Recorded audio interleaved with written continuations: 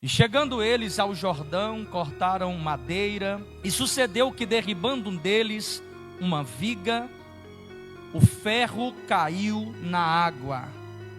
E clamou e disse: ai, meu Senhor, porque era emprestado. A maioria dos teólogos concordam que é Samuel quem funda a escola de profetas. E ao contrário do que muitos pensam, as escolas de profetas não eram agrupamentos de pessoas que ficavam pulando, rodando, em histeria coletiva. As escolas de profetas eram centros de ensino da lei de Deus. E o capítulo 6, ele começa com uma observação interessante. A conclusão dele é que o lugar em que eles estavam habitando era um lugar estreito. Lugar estreito, lugar apertado, nos remete a lugar de dificuldade. Os problemas que muitas das vezes surgem na igreja, na congregação, na comunidade cristã, deve sim ser identificado. Mas muito mais do que identificado, devem ser solucionados. Ele não apenas detecta o problema, ele não apenas aponta o problema, ele não apenas diz: aqui está um problema. Esse moço que analisa, que notifica e que identifica o problema, ele faz muito mais do que isso. Ele diz: o lugar é estreito, o lugar é apertado, o lugar tem problema, o lugar tem dificuldade. Mas note a ação deste jovem. Além dele identificar o problema, além dele dizer: aqui está estreito para nós, ele diz: vamos, pois, até ao Jordão. Se eu quero dizer uma verdade aqui, é muito fácil alguém se levantar e apontar um defeito na obra de Deus. É muito fácil alguém se levantar e apontar um problema na congregação. Difícil é este alguém se colocar na posição para solucionar o problema. Deus levantará pessoas nas nossas igrejas, nas nossas congregações, que não serão apenas apontadores de problema, mas serão pessoas que irão se disponibilizar para serem solucionadores. O lugar que habitamos é estreito. Apontadores de problema nós temos muitos. Identificadores de situações nós temos diversos. Mas o que está faltando são pessoas. Eu quero ser uma bênção para a minha igreja. Eu quero ser uma bênção para a comunidade que eu estou inserido e incluído nela.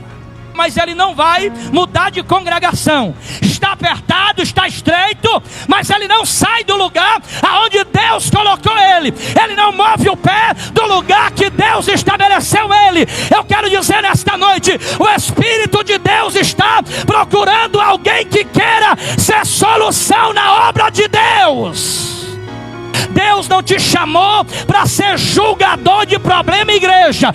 Deus não te chamou para apontar o seu pastor, para dizer que ele não está fazendo, para dizer que ele não está vendo e para dizer que não tem nada sendo mudado. Deus te chamou para estender a mão, para dizer: conta comigo, eu vou ajudar, eu vou ser solução de problema no lugar onde eu estou inserido. Olha o verbo aqui, meus irmãos. Vamos, pois, até ao Jordão. Aonde está o problema? O problema está no lugar. O lugar é pequeno, o lugar não tem recurso, o lugar é apertado. Mas a gente faz o quê? A gente aponta, a gente fala mal, a gente abandona o barco? Não, a gente se inclui no projeto de crescimento para que a obra do Senhor venha avançar. Eu quero dizer para você nessa noite: se inclua no que Deus tem para a igreja que você está inserido nela. Ele se inclui na solução do problema. Ele não diz: vão até o Jordão. Ele não diz: ei, fulano tem que ir até o Jordão. Mas ele diz: vamos até ao Jordão. Eu me incluo no projeto de Deus. Eu me incluo no que Deus tem para a minha igreja. Eu não vou ficar de fora das promessas de Deus, porque a promessa de Deus para esse lugar aonde você está é promessa de crescimento. Você conhece alguém que diz assim: está precisando fazer aquilo ali, está precisando mudar essa lâmpada, está precisando colocar mais uma mão de tinta nessa parede? Você conhece alguém que chega no pastor e diz assim: pastor, quando é que vai ser feita essa reforma aqui? Quando é que vão pintar esse muro? Quando é que vão arrumar esses bancos? Quando é que vamos colocar poltronas? Quando é que vamos arrumar ar-condicionado? Quando é que o lote vai ser comprado do lado? Pessoas assim está sobrando. Igreja não precisa de crítico, igreja não precisa de apontador, igreja precisa de gente que soma, obra precisa de gente que ame o Senhor acima de todas as coisas. Sabe qual é a melhor forma de marcar uma igreja? Quando você entende o seu papel nela. Porque quem entende o papel dele na obra em que ele está inserido, pastor, ele não briga por posição, ele não briga por cargos. Quem entende o seu papel na obra de Deus está sempre com a mão estendida, dizendo: em que posso ser útil? Vamos ao Jordão. E Jordão significa aquele que desce. Sabe por que tem igrejas que o problema está durando 10 anos? Porque está faltando alguém para descer. Para subir todo mundo quer. Para pregar no domingo cheio todo mundo quer. Para falar no dia da Santa Ceia todo mundo quer. Está faltando obreiro para descer. Está faltando gente que diga: eu vou descer no Jordão para fazer aquilo que Deus me mandou fazer. Quem desce não tem seu nome citado no culto. Quem desce não recebe certificado de honra ao mérito. Quem desce não é lembrado em dias festivos. Porque a melhor obra para se fazer não é esta que eu estou fazendo agora.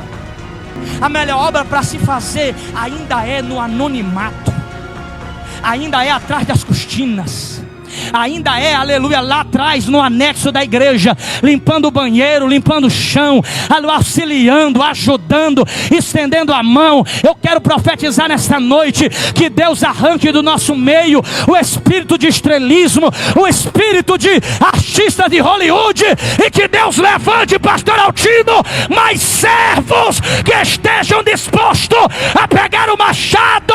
Pega o machado, desce ao Jordão, corta a viga, porque eu vou ser na tua vida, e enquanto tu estiver fazendo a minha obra, eu vou cuidar da tua casa, eu vou cuidar dos teus filhos, eu vou cuidar dos teus netos, eu vou cuidar das tuas finanças, porque Deus, pastor Igor Gabriel, não deixa nada para depois.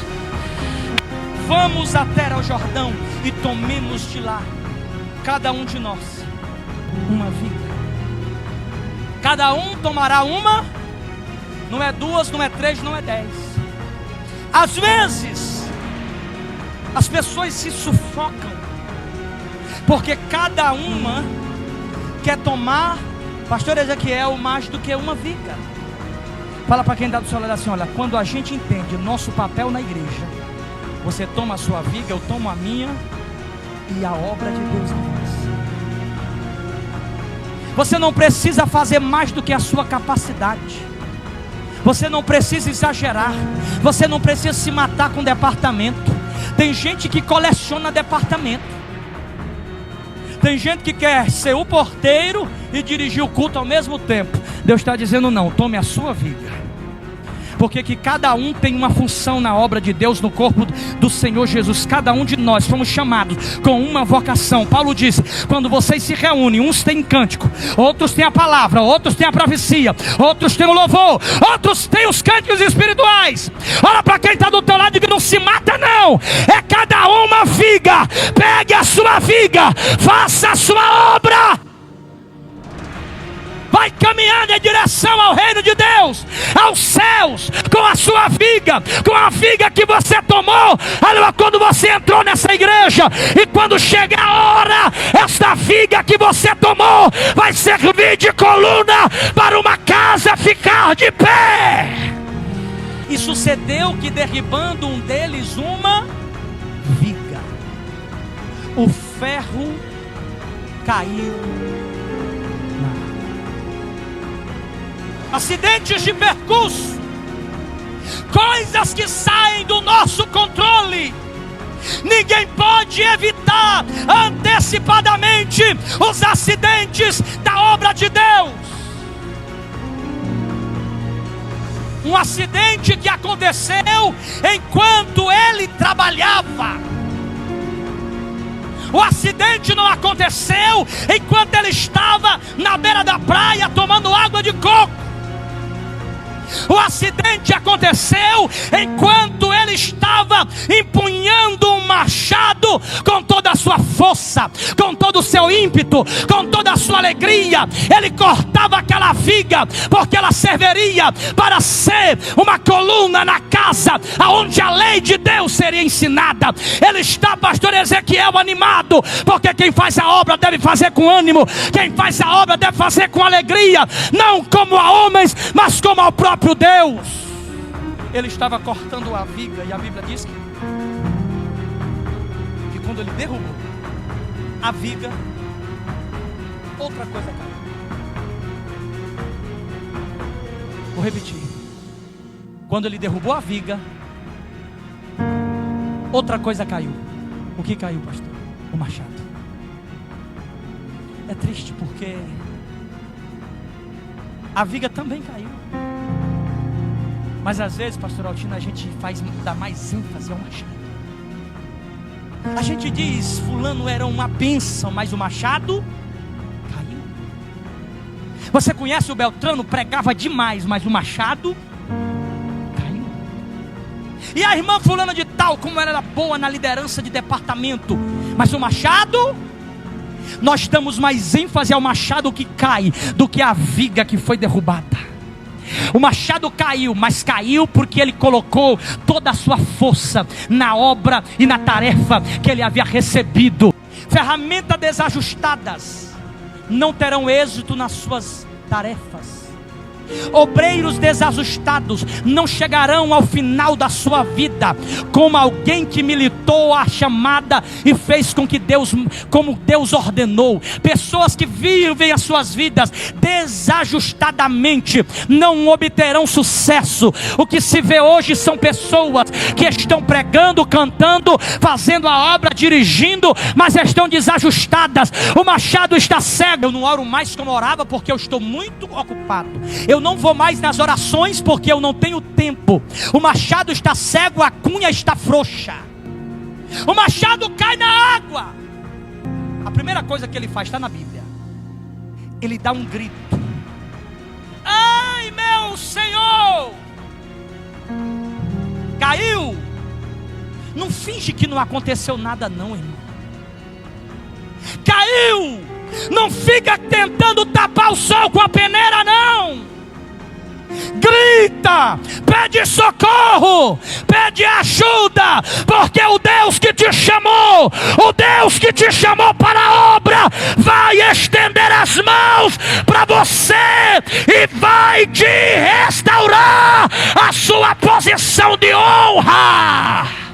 Não pare de orar, não pare de jejuar, não deixe de ir na escola bíblica dominical. Não é porque você sabe tudo, não é porque você é bacharel, é porque o Espírito Santo está dizendo: vai e amola teu machado, vai e busca mais graça, vai e faz a minha vontade.